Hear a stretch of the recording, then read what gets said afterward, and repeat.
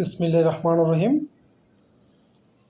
অত্যন্ত আনন্দের সাথে জানাচ্ছি আজকে বাংলাদেশ জাতীয়তাবাদী দল বিএনপির ৩০০ সংসদীয় আসনের মধ্যে ২৩৭টি আসনে মনোনয়ন ঘোষণা করা হয়েছে। মনোনয়ন ঘোষণা করেছেন বিএনপির মহাসচিব মির্জা ফখরুল ইসলাম আলমগীর স্যার। চট্টগ্রামে মিরসরাই উপজেলা আসনের ধানের শীষের মনোনীত প্রার্থী জননেতা জনাব নুরুল আমিন চেয়ারম্যান সহ সারা বাংলাদেশে ২৩৭টি আসনের ধানের শীষের মনোনীত প্রার্থীদের আন্তরিক অভিনন্দন এবং শুভেচ্ছা জানাচ্ছি। এতদিন বাংলাদেশের প্রত্যেকটি আসনে নেতাদের মাঝে নেতৃত্বের প্রতিযোগিতা ছিল, মনোনয়ন দৌড়ে এগিয়ে থাকার প্রতিযোগিতা ছিল।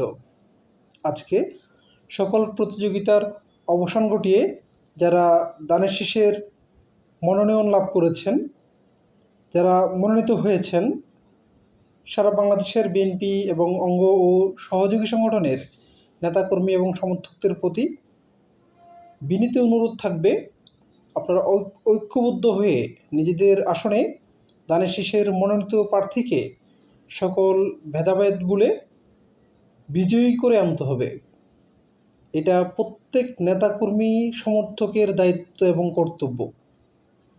সারা বাংলাদেশের জনগণের সামনে বিএনপির স্লোগান তুলতে হবে, ভোট দিব কিসে, ধানের শীষে। ভোট দিব ধানের শীষে, থাকবো সবাই মিলেমিশে।